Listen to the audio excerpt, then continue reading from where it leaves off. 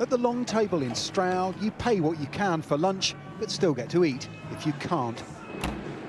It's a social enterprise helping those at the sharp end of the cost of living crisis.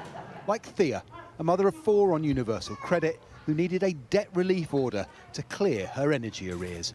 My fuel debt alone was about £3,000. Honestly, I'm looking at my app that I've now installed on my phone, seeing it go up every day. I just have to make choices, I just don't put the heating on. Willow works with vulnerable young people and their families.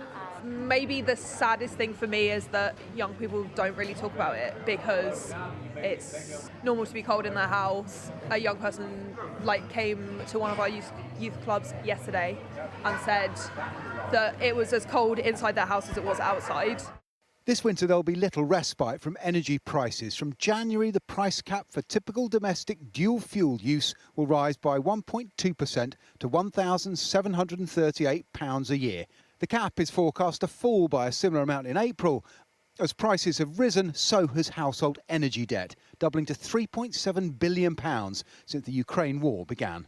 This price increase is relatively small, but coming in the first cold snap of winter, it's a timely reminder of the long-term trend. Energy prices are 50% higher than they were 2 years ago. And without structural changes in the way we produce, distribute and pay for our energy, they won't be coming down. Energy companies are under pressure to deliver change and support.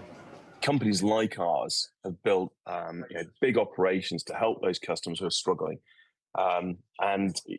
Things like an electric blanket really can make a difference.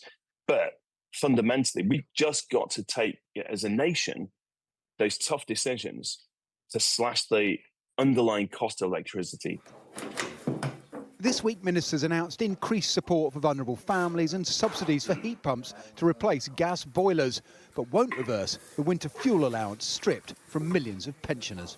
The reason why we're on this roller coaster of price rises and price declines is because of our dependence on international fossil fuel markets that we have no control over. So our priority is to make that drive to clean power by 2030 so that we can have homegrown energy that we control.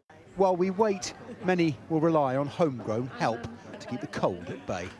Paul Kelso, Sky News in Stroud.